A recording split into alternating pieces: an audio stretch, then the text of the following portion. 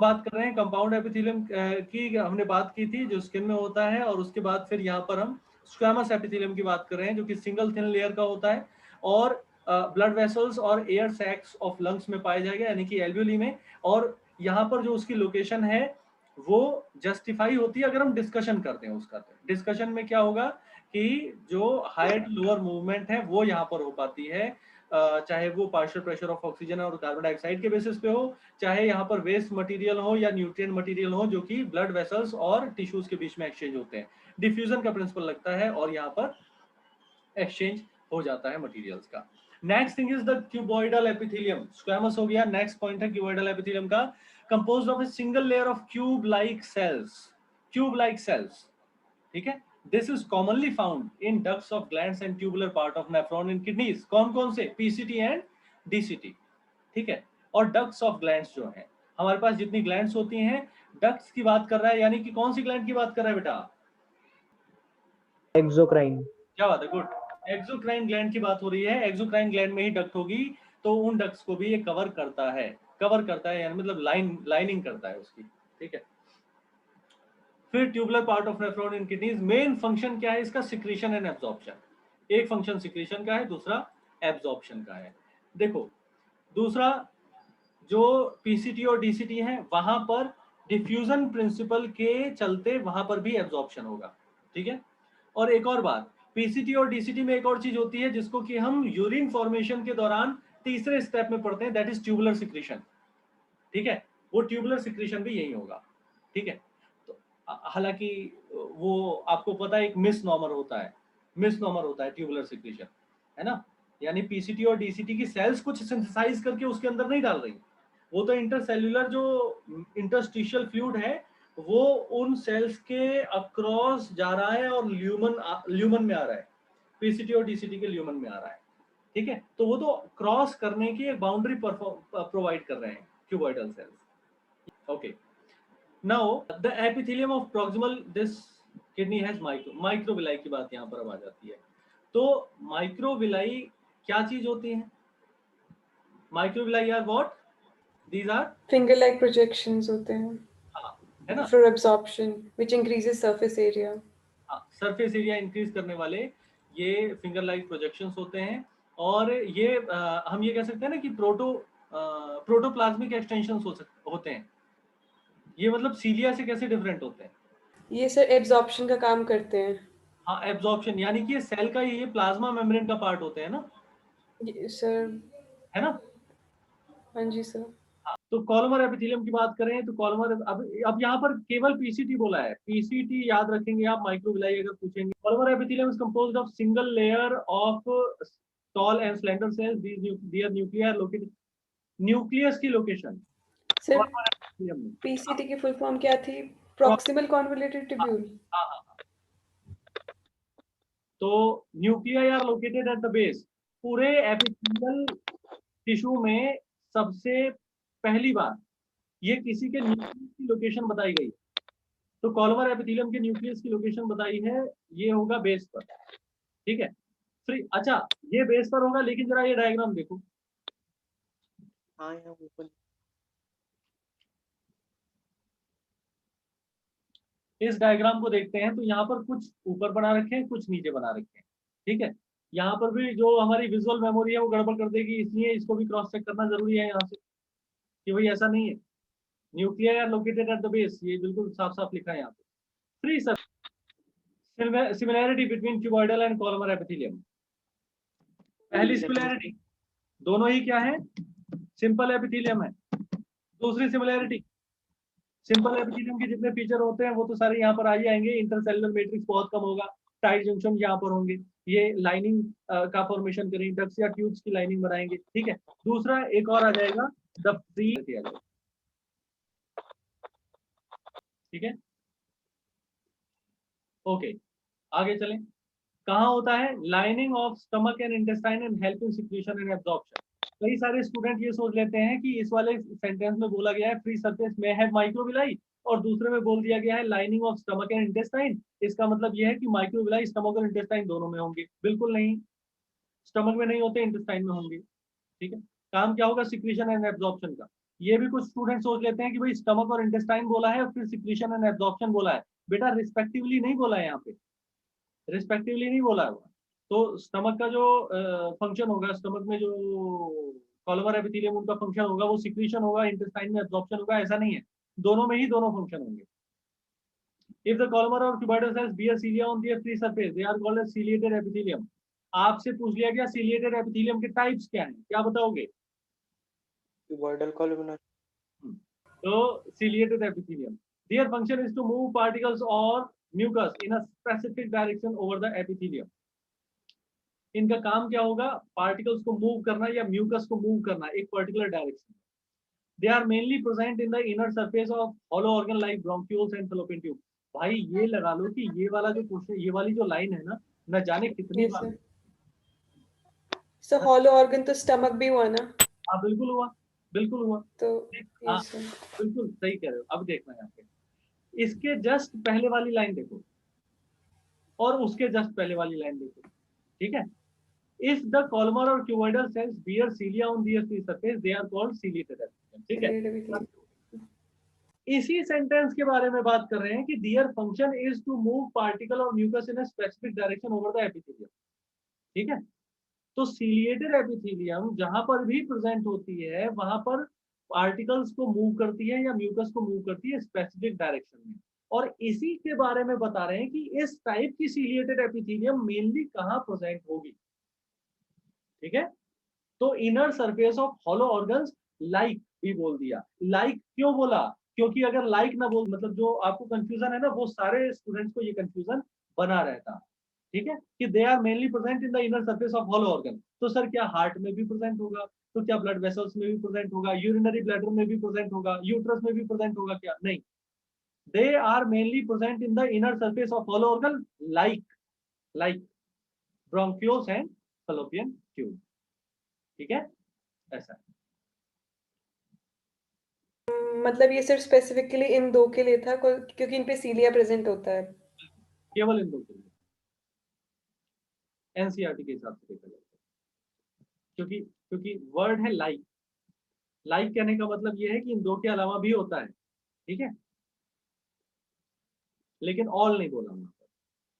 Some of the columnar और cuboidal cells get specialised for secretion and called, ये तो अलग बात हो गई, ये तो अलग बात हो गई। इसी पैराग्राफ पे दोबारा आओ।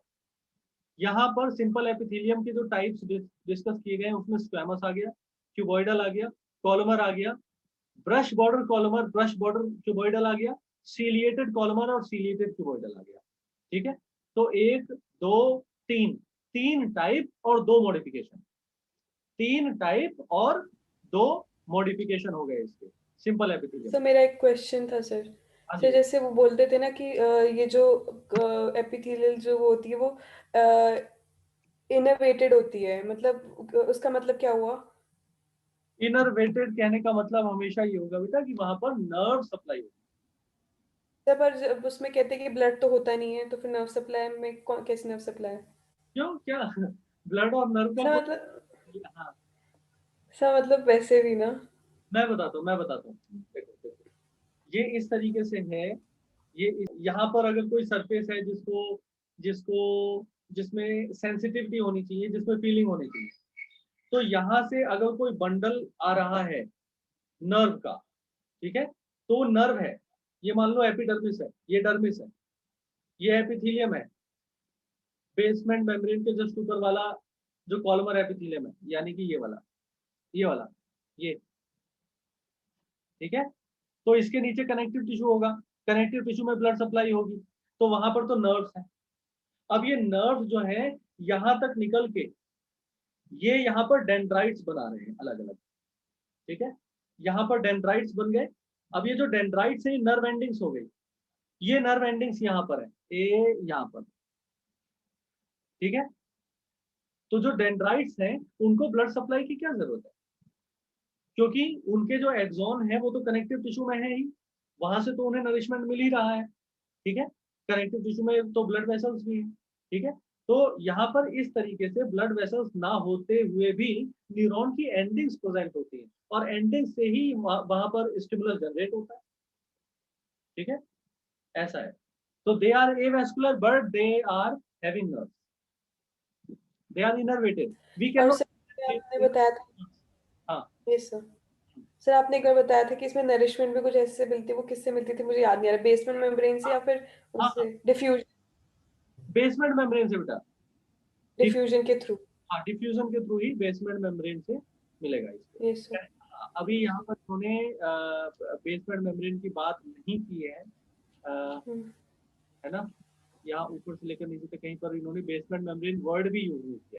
हाँ, तो इनर्वेशन और वैस्कुलैरिटी का कंसेप्ट पूछा था, तो वही मैं बता रहा था कि भाई इनर्वेशन कहने का मतलब कहीं पर भी हो, मसल में इनर्वेशन, बोन में इनर्वेशन, किसी सेल्यूलर लेयर में इनर्वेशन, ठीक है, स्काल्प में इनर्वेशन। इनर्वेशन कहने का मतलब ये होगा कि यहाँ पर नर्व सप्लाई है, ठीक है। अब पूरी की पूरी नर्व नहीं होती है, किसी भी एपिथेलियम में नर्व नहीं होगी पूरी, नर्व एंडिंग्स होगी। नर्व्स तो हमेशा रहेंगी कहाँ, कनेक्टिव टिश्यू में, अंडरलाइन कनेक्टिव टिश्यू में नर्व्स होती है। मसल्स के अंदर भी कनेक्टिव टिश्यू के अंदर ही मसल वो होती है, नर्व्स होती है। नर्व एंडिंग्स यहाँ पर होती है जिससे कि सेंसिटाइजेशन हो सकता है। अच्छा जी, इसके बाद ये 3 टाइप हो गए। अब हम बात करते हैं कि some of the columnar or cuboidal cells specialized for secretion and are called glandular epithelium। अब यहाँ पर ये बात ध्यान रखने वाली है, इन्होंने पहले ही बोल दिया कि कोई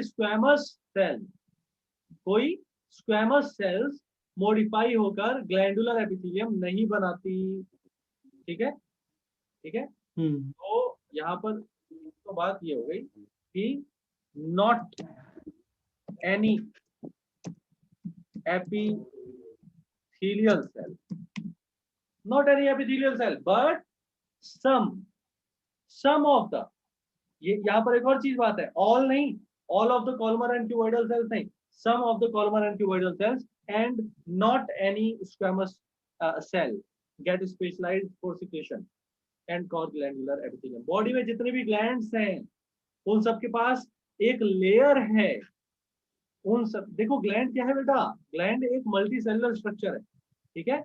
मान लो एक छोटा सा ऑर्गन है, ठीक है, ग्लैंड, उस ग्लैंड में एक्चुअली ऐसा है क्या, ऐसा क्या खास है जिसकी वजह से वो कुछ सिक्रीट कर पाता है।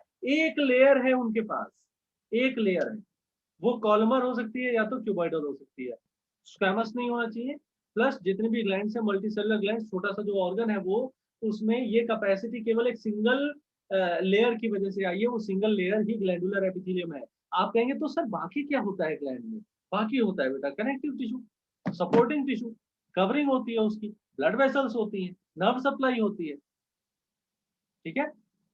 They are mainly of 2 types। Glandular epithelium के टाइप्स बता रहे हैं, unicellular consisting of isolated glandular cells that is goblet cell of alimentary canal and multicellular consisting of cluster of cells that is salivary gland। दो इसके type बता दिए इन्होंने, goblet cells और salivary gland। तो यहाँ पर goblet cell की वो है, डायग्राम है, उसका स्ट्रक्चर है। यूनिसेलुलर ये goblet cell है बेटा, देखो लेबल नहीं किया, कर लो इसको लेबल, यहाँ पर लेबल कर लो, goblet cell है ये जो कॉलमर सेल आपको दिख रही है बड़ी सी, यही है गॉबलेट।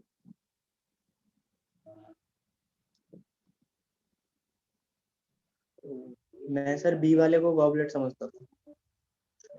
इसको नहीं बी वाले को, ना ना, ये तो मल्टी सेलुलर है बेटा, ये एक मल्टी सेलुलर सेक्युलर ग्लैंड है, सेक्यूल बना हुआ है यहाँ, सेक्यूल बना हुआ है, एल्वियोलर ग्लैंड, सेक्युलर ग्लैंड बोल सकते हो आप, ठीक।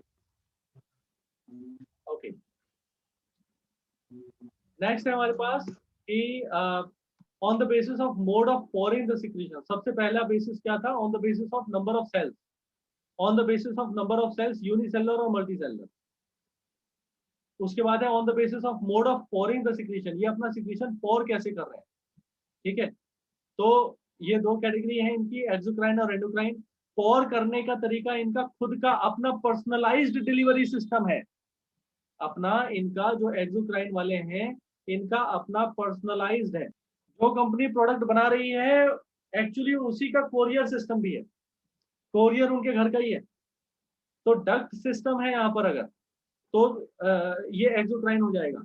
लेकिन एंडोक्राइन क्या है, एंडोक्राइन है अमेज़न, अमेज़न कंपनी है ये, इसने इसके डिलीवरी का अलग सिस्टम है, इसने उसी में नहीं इंटीग्रेट कर रखा है, इसने टाई अप कर रखा है अलग अलग कंपनीज से, जो रीजनल कंपनीज हैं उनसे टाई अप कर लिया, ठीक है। तो एंडोक्राइन ग्लैंड्स जो है यहाँ पर वो ग्लैंड्स हैं जो कि अपना डिलीवरी सिस्टम नहीं रखती हैं, वो जो ऑलरेडी एग्जिस्टिंग एक कम्युनिकेशन चैनल है दैट इज द ब्लड, उसके थ्रू पूरी बॉडी में ये फैला रहे हैं अपना जो भी सिक्रेशन ये सिंथेसाइज कर रहे हैं। एक्सोक्राइन ग्लैंड, अच्छा एक तो ये हो गया डिफरेंस। दूसरा डिफरेंस ये हो गया कि एक्सोक्राइन म्यूकस सिक्रीट कर सकता है, सलाइवा सिक्रीट कर सकता है, ear wax, oil, milk, digestive enzyme and other cell products. यानी कि एक वैरायटी ऑफ प्रोडक्ट्स हैं जो कि एक्सोक्राइन सिक्रीट कर सकता है। लेकिन लेकिन point to be noted, endocrine जो ग्लैंड्स होती हैं वो केवल और केवल क्या सिक्रीट करती हैं? हार्मोन। हाँ जी सर।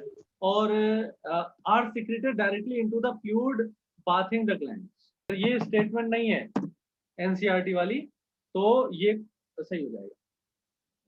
कंपाउंड एपिथेलियम की बात करें, made of more than one layer, multi layered of the cells, this has a limited role in secretion and absorption. क्यों? क्योंकि इतनी दूर तक cell by cell by cell by cell इतनी मल्टीपल लेयर होंगी, वहां से कोई चीज सिक्रीट हमारी बॉडी नहीं करेगी। देखो यार, हमारी बॉडी जो है ना बहुत ज्यादा इंटेलिजेंट है, कोई भी फालतू काम नहीं करती, कहीं पर भी फालतू चीज नहीं पड़ी है, कहीं पर भी स्ट्रगलिंग मोड नहीं है, थोड़ा सा स्मार्ट वर्क करके और काम को आसान कर दिया गया है। ठीक है, बॉडी में कहीं पर भी कोई चीज ऐसी नहीं है जिसको देखकर हम कह रहे ये तो बेवकूफी भरी बात है भाई, यहाँ तो ये हो सकता था। आप मतलब आप सजेस्ट कर दो कि नेचर को कि नहीं नहीं ये गलत है, यहाँ तो ये होना चाहिए था ना। नेचर ने ऑलरेडी सर्वाइवल को बेस्ट बनाने के लिए हमारे बॉडी में जितनी चीजें जैसे होनी चाहिए वो ऑलरेडी वैसे रखी हैं। ठीक है, तो यहाँ पर मल्टी लेयर्ड ये स्ट्रक्चर होता है, तो यहाँ सिक्रीशन एब्जॉर्प्शन जहां जहां चाहिए वहां वहां कंपाउंड एपिथेलियम रखा ही नहीं, वहां सिंपल रख दिया।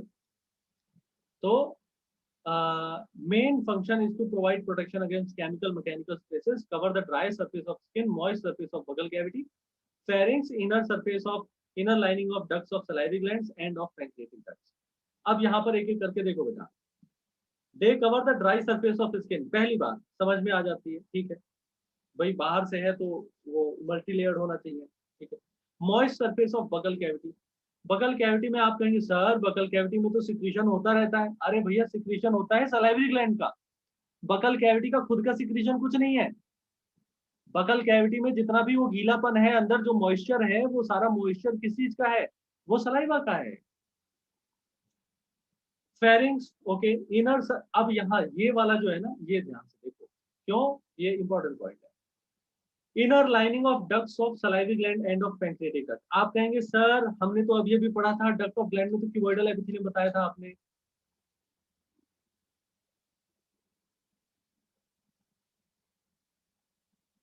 ये रहा, ठीक है। हाँ, तो डक्ट ऑफ ग्लैंड्स में क्यूबॉइडल एपिथेलियम भी होता है, लेकिन लेकिन सलाइवरी ग्लैंड की डक्ट में और पैंक्रियाटिक डक्ट में यहाँ दो जगह ये होगा। ठीक है, सर ये एक्सेप्शन जैसा है? एक्सेप्शन जैसा है, एक मिनट।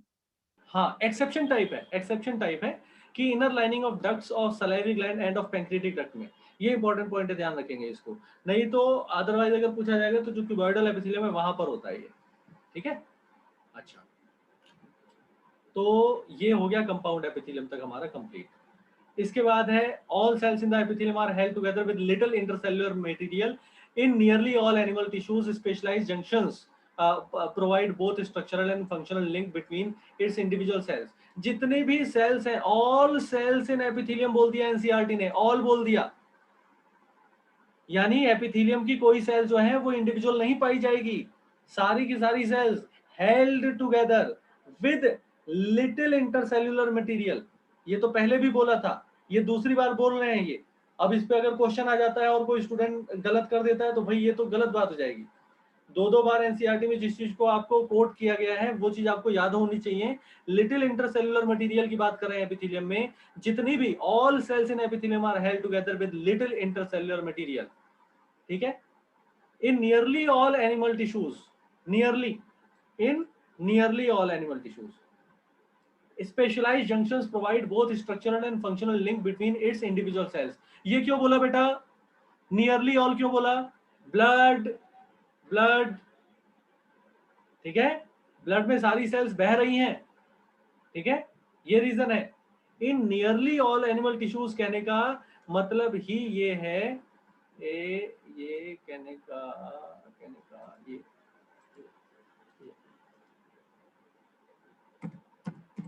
ब्लड, यहां पर ध्यान रखेंगे, ठीक है, यहां पर ध्यान रखेंगे कि नियरली ऑल एनिमल टिश्यूज कहने का मतलब यही है। नियरली इसलिए बोला क्योंकि ब्लड में नहीं होता, ब्लड में इंडिविजुअल सेल्स अलग अलग होती हैं, स्ट्रक्चरल फंक्शनल लिंक्स होते हैं बाकी सारे इंडिविजुअल सेल्स में। 3 टाइप सेल जंक्शन के एनसीईआरटी 3 टाइप बताता है एपिथेलियम अदर टिश्यूज में। ये होते हैं टाइट जंक्शन, अधेरिंग जंक्शन और gap junction. Tight junction, adhering junction और गैप जंक्शन। टाइट जंक्शन क्या करते हैं, लीक प्रूफ जंक्शन, न जाने कितनी बार इस टाइप से क्वेश्चन आ रखा है, leak proof junction tight junction. Adhering junction cementing perform करते हैं and keep the neighbouring cells together. Cementing junction, अच्छा आप कहेंगे सर टाइट जंक्शन जब लीक प्रूफ हो सकता है तो सर टाइट जंक्शन क्या सीमेंटिंग नहीं हो सकता? नहीं हो सकता बेटा, नहीं हो सकता, ठीक है। इसको ऐसे भी समझ सकते हैं आप, ये देखो ये है टाइट जंक्शन, ये देखो ये सिलाई है, एक होता है सिलाई करना, एक होता है चिपका देना, ठीक है, तो ये सिलाई है, ये टाइट जंक्शन है। इससे यहां जो मटेरियल है ना ये बेटा ऊपर नहीं जाएगा क्योंकि ये पूरा का पूरा कपड़ा यहां से यहां तक सिला हुआ है, पूरी की पूरी प्लाज्मा मेम्ब्रेन पे ये प्रोटीन्स हैं जो कि स्टिच करके रखते हैं, ठीक है। तो ये तो है, और दूसरे हैं सीमेंटिंग जंक्शन, सीमेंटिंग जंक्शन, ये वाला देखो अधेरिंग जंक्शन। हाँ ये देखो यहाँ पर मेरे ख्याल से यस अधेरिंग, ये देखो यहां से इनको स्टेपल कर दिया, यहां से स्टेपल कर दिया, यहां से स्टेपल कर दिया, ठीक है, ये है, ये चिपक गए, फिर प्लाज्मा मेम्ब्रेन जो है बिल्कुल अधेर हो गई, ठीक है, ये है अधेरिंग जंक्शन, सीमेंटिंग जंक्शन।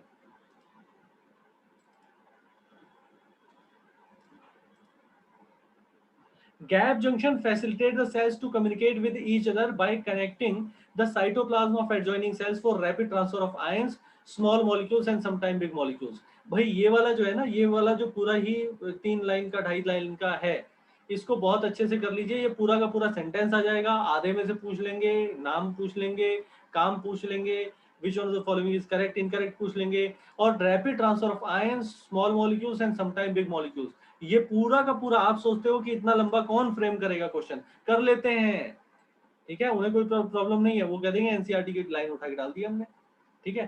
तो ये rapid transfer of ions, small molecules and sometime big molecules से गैप जंक्शन परफॉर्म करते हैं, ठीक है।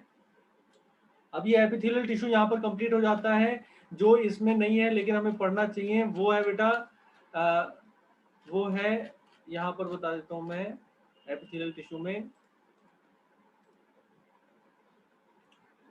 वो डिटेल है कि यहाँ पर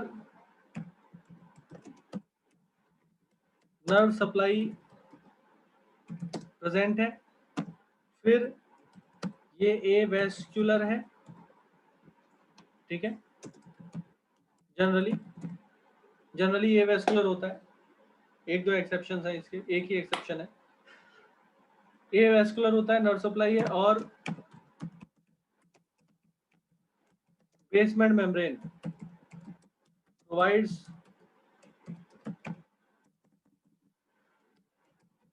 अटैचमेंट एंड